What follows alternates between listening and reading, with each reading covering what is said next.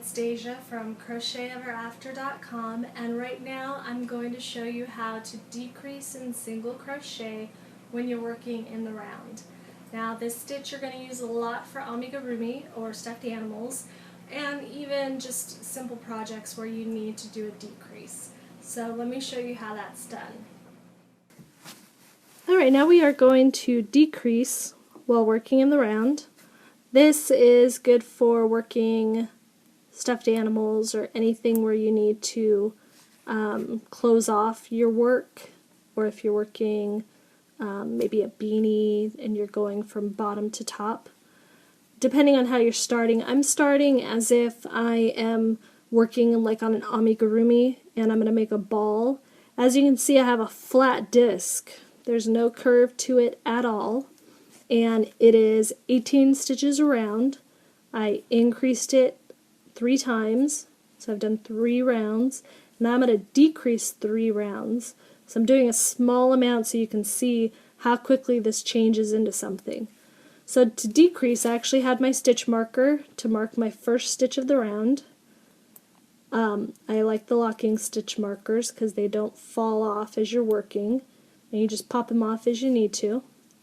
So to decrease, what you do is you simply are crocheting 2 stitches into 1. This is also known as SC2 together, or TOG as the abbreviation will show, or it'll simply say decrease. So what you do is you just insert your hook into the next stitch you come to, yarn over and pull up a loop, and then instead of finishing off that single crochet, you're going to insert your hook into the next stitch and yarn over and pull up a loop. Now you have 3 loops on your hook, and you're just going to yarn over and pull through all 3. And now you just turn 2 stitches into 1 stitch, and you see that 1 V now instead of the 2 that you started with. And what I do is I like to put a stitch marker in my first stitch of the round so I don't have to count as much.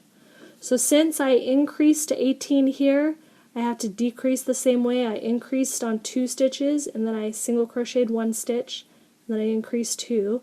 So to decrease, I need to decrease 2 stitches and then single crochet in my next stitch, because I only want to decrease by 6. You can decrease more, but I'm trying to make a nice round ball, which is what this is kind of going to look like when I'm done. And to do that, let's slow down so you can see my decrease again. You're going to insert your hook into the first stitch, pull up a loop, insert your hook into the next stitch, pull up a loop, yarn over, and pull through. Then you're going to go to your next stitch to make a single crochet. So when you're doing that, you kind of got to pull over a little because your decrease kind of wants to sit more to the right or right in the center of those 2 stitches. So that's what's going to make your flat piece start to curl. And you can see I'm already curling quite a bit. It's already cupping up very nicely. So I'm going to decrease again. So I insert my hook into the next stitch, yarn over, pull up a loop, increase into the next stitch, yarn over, pull up a loop. I have my 3 loops, always go to the shaft to keep them even, yarn over and pull through. And you can decrease in any number you can fit on your hook actually. It's easier when you have taller stitches like double crochet or treble crochet. With single crochet, anything past decreasing 3 stitches at once gets kind of ugly and weird looking because it's just going to yank everything together. I'm doing a single crochet next. I'm going to finish that off.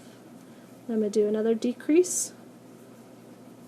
So insert into 2 stitches and pull up those loops, yarn over, finish that off, single crochet.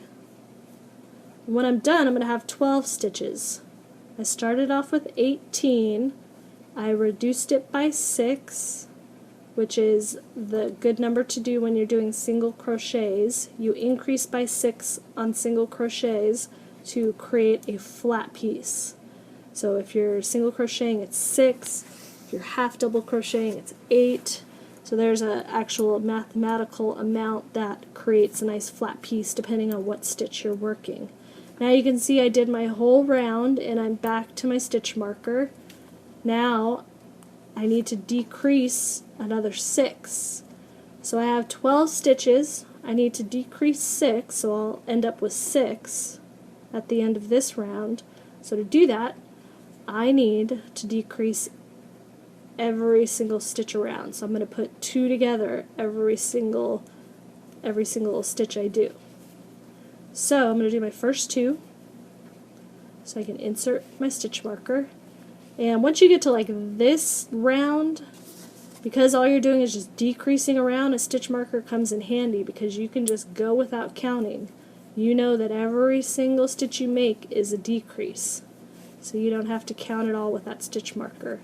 If I didn't have the stitch marker, I would need to say 1 decrease, 2 decrease, 3 decrease.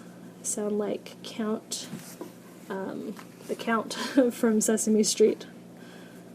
So, again, as this gets smaller, it'll get a little bit more cumbersome to work with. Just take your time. You can see I'm like all squished in and everything. I just kind of move my stitches and move my little ball as I need to be able to work into my stitches. And I push up and out because if I push like straight through, I might go through the other side and catch the other side of my ball.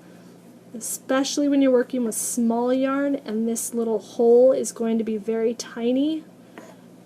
You're going to push up, and I always have my finger here so I don't catch the rest of my project.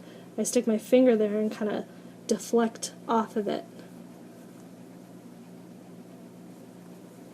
So there is that next decrease. And then here's my last one.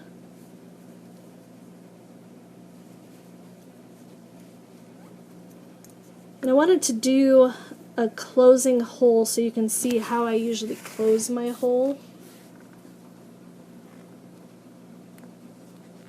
So I take out my stitch marker, and what I do is I pull my tail out and I cut it, and then I weave it in between all of these stitches so that I can just pull it tight and close this hole off. And it will make a ball once I stuff it. So you can see by just increasing 3 rows and decreasing 3 rows, I get a nice little ball, which is great for a little stuffed animal foot or just a ball. And that is how you decrease in the round.